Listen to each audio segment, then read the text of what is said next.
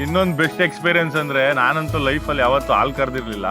ಬೇರೆದೆಲ್ಲ ಕೆಲಸ ಮಾಡಿದ್ದೆ, ಹಾಲು ಕರೆಯೋದಕ್ಕೆ ಯಾವತ್ತೂ ನಾನು ಪ್ರಯತ್ನ ಮಾಡಿರಲಿಲ್ಲ. ಬಟ್ ಇವತ್ತು ಅದು ಆಯಿತು. ನಾನು ನಿಜವಾಗ್ಲೂ ನಮ್ಮ ಕೋಟೆ ಸರ್ಗೆ ಹ್ಯಾಟ್ಸ್ ಆಫ್ ಹೇಳಬೇಕು. ಎಷ್ಟು ಲೀಟ್ರ್ ಹಾಲು ಕರೆದು ಎಂತೆಂಥ ಹಸುಗಳು ಸಾಕಿ, ಎಷ್ಟು ದೊಡ್ಡ ದೊಡ್ಡ ಹಸುಗಳು, ದೊಡ್ಡ ಕೊಟ್ಟಿಗೆ ನೋಡಿಕೊಂಡು, ಅಣ್ಣ ನಿಜವಾಗ್ಲೂ ಹ್ಯಾಟ್ಸ್ ಆಫ್ ನಿಮಗೆ. ಇವತ್ತು ನನಗೆ ಒಂದು ಹಸುಗೆ ಕೆಚ್ಚಲಿಗೆ ಬೆರಳು ಹಾಕಿ ಹಾಲು ಕರೆಯೋಕ್ಕಾಗಲಿಲ್ಲ, ಬೆರಳುಗಳು ನೋವು ಬಂದ್ಬಿಡ್ತು ಕಂಟಿನ್ಯೂಸ್ ಆಗಿ. ನಿಜವಾಗ್ಲೂ ನಿಮ್ಗೆ ಅಪ್ರಿಷಿಯೇಟ್ ಮಾಡ್ಬೇಕಣ್ಣ.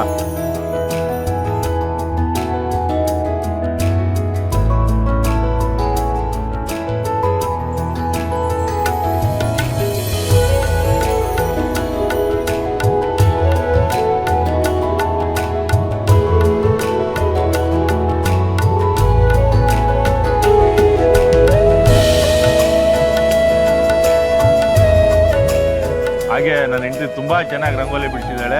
ಅದು ನನಗೆ ತುಂಬಾ ಖುಷಿ ಆಯ್ತು. ಇವತ್ತು ತುಂಬಾ ಚೆನ್ನಾಗಿ ಬಿಡಿಸ್ತು. ಹೇಳ್ಬಿಡಿ ರಂಗೋಲಿ ಬಿಡಿಸ್ತೆ ಅಂತ. ಚಾಕಲ್ಲಿ ಬಿಡಿಸ್ತಾ ಇದ್ದುಂಟು, ಪುಡಿಲೆಲ್ಲ ರಂಗೋಲಿ ಪುಡಿಯಲ್ಲಿ ಬಿಡಿಸೋಕ್ಕೆ ಬರ್ತಾ ಇರಲಿಲ್ಲ ನನಗೆ.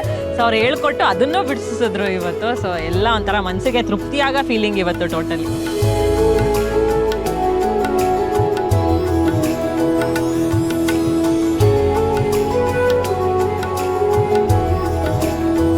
ಸಿಟಿ ಲೈಫ್ಗೂ ಇಲ್ಲಿಗೂ ಎಷ್ಟು ವ್ಯತ್ಯಾಸ ಅಂತ ಗೊತ್ತಾಗ್ತಾ ಇದೆ.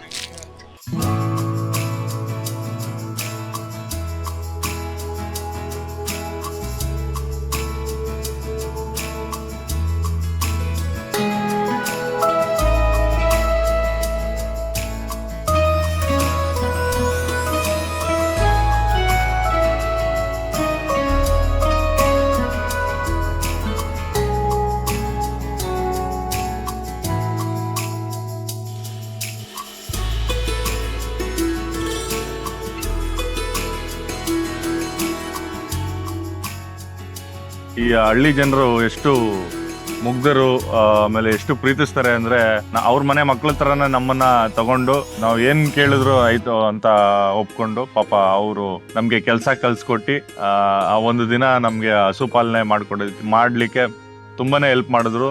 ಈ ಹಳ್ಳಿ ಜನಗಳಿಗೆ ತುಂಬಾ ಥ್ಯಾಂಕ್ಸ್.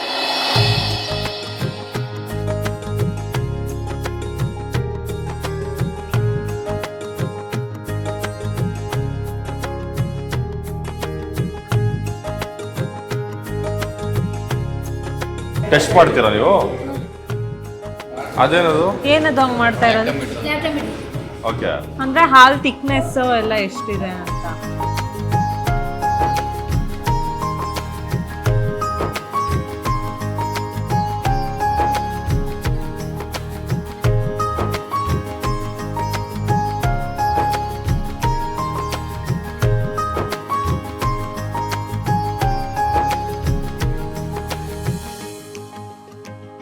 ಮನಸ್ಫೂರ್ತಿಯಾಗಿ ಹೇಳ್ತೀನಿ, ಇವತ್ತು ನಾನು ಝೀಗೆ ತುಂಬ ಆರ್ಟ್ಫುಲಿ ಥ್ಯಾಂಕ್ಸ್ ಕೇಳ್ತೀನಿ. ನಮಗೆ ಇವತ್ತು ಏನು ಟಾಸ್ಕ್ ಕೊಟ್ಟಿದ್ರಿ ಅದನ್ನು ನಾನು ಟಾಸ್ಕ್ ಅಂತಲೂ ಹೇಳೋಕ್ಕೆ ಇಷ್ಟಪಡಲ್ಲ. ಪ್ರೀತಿಯಿಂದ ಖುಷಿಯಿಂದ ಇವತ್ತು ಈ ಕೆಲಸ ಮಾಡಿದ್ದೀವಿ. ತುಂಬಾ ಥ್ಯಾಂಕ್ಸ್ ಝೀ.